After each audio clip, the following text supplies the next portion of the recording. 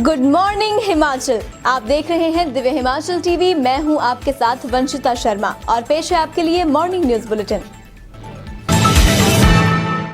नालागढ़ में दिन दिहाड़े चली तलवारें, नकाबपोश हमलावरों ने किया बुटीक संचालक पर हमला। बारिश बर्फबारी ने अस्त व्यस्त किया जनजीवन, संपर्क मार्ग बिजली आपूर्ति बाधित। किसानों बागबानों के लिए संजीवनी बनी बारिश बर्फबारी, अच्छी फसल की जगी उम्मीद। रिकांगपिओ में किसने कहा कि वन अधिकार कानून है कांग्रेस की देन। और अब खबरें विस्तार से। औद्योगिक कस्बे नालागढ़ में तेज धार हथियारों से लैस नकाबपोश हमलावरों ने एक बुटीक की दुकान पर हमला कर दिया। इस हमले में बुटीक संचालक और उसके कर्मचारी को चोटें आई हैं। हमलावरों ने बुटीक में भी जमकर तोड़फोड़ की और सामान को नुकसान पहुंचाया है। ये घटना नालागढ़ शहर के वार्ड नंबर 1 में दिन में करीब 1 बजे की है। इस वारदात के बाद से शहरवासी सहमे हुए हैं और पुलिस से आरोपियों के खिलाफ कड़ी कार्रवाई की मांग कर रहे हैं। पुलिस ने शिकायत के आधार पर विभिन्न धाराओं के तहत मारपीट का मुकदमा दर्ज करते हुए कार्रवाई शुरू कर दी है। बेखौफ हमलावरों की करतूत बुटीक में लगे सीसीटीवी कैमरे में भी कैद हो गई है।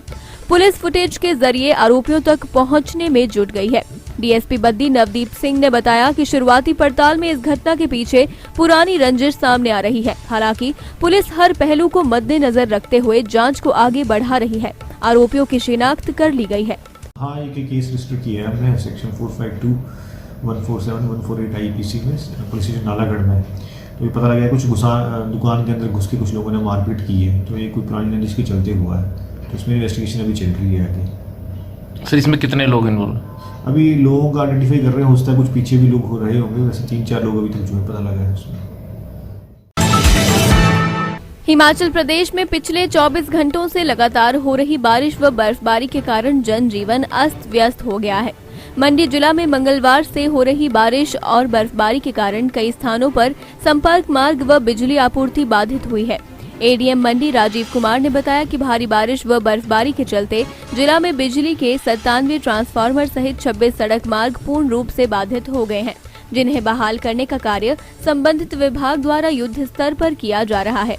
जीवन पटरी पर लौट सके, इसके लिए संबंधित विभागों को कार्य प्रगति पर करने के निर्देश दिए हैं। साथ ही एडीएम मंडी राजीव कुमार ने पर्यटकों से आग्रह किया है कि पर्यटक बर्फबारी के चलते पहाड़ी क्षेत्रों का रुख न करें। उन्होंने कहा कि पिछले कल पराशर घूमने आए 59 पर्यटक बर्फबारी के चलते फंस गए हैं। बर्फबारी से जो टोटल रोड्स हैं वो 26 हैं जो बाधित हुए हैं, जिन पे वाहन नहीं चल रहे हैं। और जैसे मौसम खुलेगा तो इन रोड्स को रिस्टोर करने का प्रयास किया जाएगा। इसमें 3 सड़कें जो हैं वो डिवीज़न नंबर 1 मंडी की हैं, पदर एरिया की, और 23 सड़कें जो हैं वो डिवीज़न जंजैहली की है, जिसमें जो मगरूगला के पास जो जंजैहली छतरी मार्ग है वो भी बर्फबारी की वजह से प्रभावित हुआ है। उस पर भी गाड़ियाँ नहीं चल रही हैं। इसके साथ ही बिजली भी कई क्षेत्रों की प्रभावित हुई है और टोटल जो ट्रांसफार्मर हैं वो 97 इसमें प्रभावित हुए हैं, जोगिंद्रनगर क्षेत्र के 36 है और बाली चौकी क्षेत्र के 61 है। तो इसमें भी बिजली विभाग को निर्देश दिए गए हैं कि जैसे मौसम साफ़ होता है इसको तुरंत रिस्टोर किया जाए। नहीं, अभी इतनी भारी बर्फबारी नहीं हुई है, तो जैसे मौसम साफ़ होगा तो इमीडिएटली रोड जो है रिस्टोर हो जाएंगे। और ये मामला ध्यान में आया है कि पिछले कल भी पराशर में कुछ पर्यटक चले गए थे। तो ये पुनः अपील है कि ऐसे मतलब अपनी जान को जोखिम में न डालें। इस क्षेत्र में बर्फबारी होती है और पहाड़ी क्षेत्र है, गाड़ियाँ स्किड हो सकती है, नुकसान हो सकता है, जान का नुकसान हो सकता है, माल का नुकसान हो सकता है। तो ना जाएं और अन्यथा फिर इसमें सख्ती बरतनी पड़ेगी और पुलिस के माध्यम से जो है वो एक्शन लिया जाएगा।